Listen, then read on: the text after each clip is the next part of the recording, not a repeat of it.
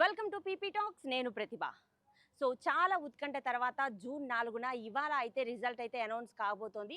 So Lok Sabha assembly స్థానాలు ఆంధ్రప్రదేశ్లో and అదేవిధంగా తెలంగాణలో ఆల్రెడీ అసెంబ్లీలో కొత్త ప్రభుత్వాన్ని ఏర్పాటు చేసిన కాంగ్రెస్ హవా అయితే ఈ లోక్సభ ఎన్నికల్లో కూడా కనిపిస్తుంది.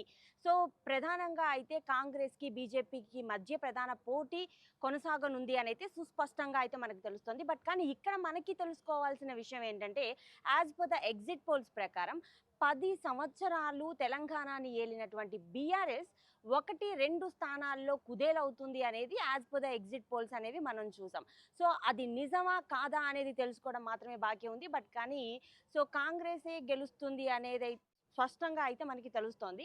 సో ఇంకొక రాష్ట్రానికి వస్తే గనక ఆంధ్రప్రదేశ్. సో ఇప్పుడు అందరి కళ్ళు కూడా ఆంధ్రప్రదేశ్లో ఎవరు ప్రభుత్వాన్ని ఏర్పాటు చేయబోతున్నారు, ఇటు కూటమా లేదు అనంటే జగన్ ప్రభుత్వమే మళ్ళీ రాబోతుందా. సో ఒకవేళ జగన్ ప్రభుత్వమే వచ్చింది అనంటే అదే మంత్రులు అదే పరిపాలన అనేది మనం ఎలాగో చూసామో అదే కొనసాగుతుంది.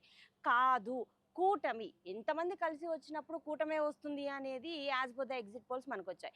ఒకవేళ కూటమి గనక అధికారంలోకి వచ్చిందనుకో ఎవరు ముఖ్యమంత్రి?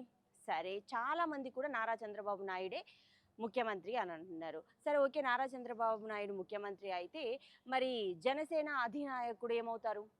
పవన్ కళ్యాణ్కి ఏం పదవి వస్తుంది? సో మంత్రిగా అయితే ఓకే, కన్ఫర్మ్, మనం అక్కడ వరకు అయితే చూడొచ్చు. పిఠాపురంలో ఆయన గెలుపు కూడా దాదాపు ఖాయమే. మనకి ఎగ్జిట్ పోల్స్ ప్రకారంగా కానీ మామూలుగా ప్రజల నాడి మనకి తెలిసిన దాని ప్రకారం, మనం చూసిన దాని ప్రకారం ఖచ్చితంగా పిఠాపురం ఎమ్మెల్యే ఎవరు అని అంటే పవన్ కళ్యాణ్ అనేది మనం అయితే చెప్పొచ్చు ఇప్పటి వరకు జరిగిన దాని ప్రకారం. కానీ చంద్రబాబు నాయుడు కూటమి అధికారంలోకి వచ్చిన తర్వాత తన కొడుకును కాదు అని జనసేన అధినాయకుడు పవన్ కళ్యాణ్కి ఏ పదవి ఇవ్వబోతున్నారు అనేది ఇక్కడ చాలా ఉత్కంఠగా కొనసాగుతోంది. సో ఇంకా అదేవిధంగా 5 సంవత్సరాలు పరిపాలించిన జగన్ ప్రభుత్వానికి as per the exit polls వచ్చేసి 13-14 స్థానాల కంటే ఎక్కువ రాదు, 15 స్థానాలకి మించి రాదు అని చెప్పి చాలా ఎగ్జిట్ పోల్ సర్వేస్ అయితే చెప్పడం జరిగింది. అదెలా? జగన్ ప్రభుత్వం వైఎస్ఆర్సీపీ పార్టీ ప్రధానంగా ఎంచుకున్న ఒకే ఒక్క ఇది ఏంటి అనంటే, మేము చేసినటువంటి అభివృద్ధి చూసే మాకు ఓటేయండి అని అడగడం జరిగింది.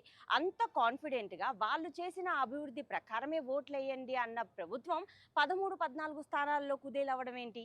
సో ఇది కూడా మనం తెలుసుకోవాలి. సో ఇప్పటికే పోస్టల్ బ్యాలెట్స్ అయితే లెక్కింపు అయితే స్టార్ట్ అయిపోయింది. 8 o'clockకి స్టార్ట్ అయిపోయింది అండ్ 8:30కి నేను ఈ వీడియో రిలీజ్ చేసే వరకు అయితే అప్పటికి ఈవీఎంల లెక్కింపు కూడా 8:30 నుంచి స్టార్ట్ అవుతుంది.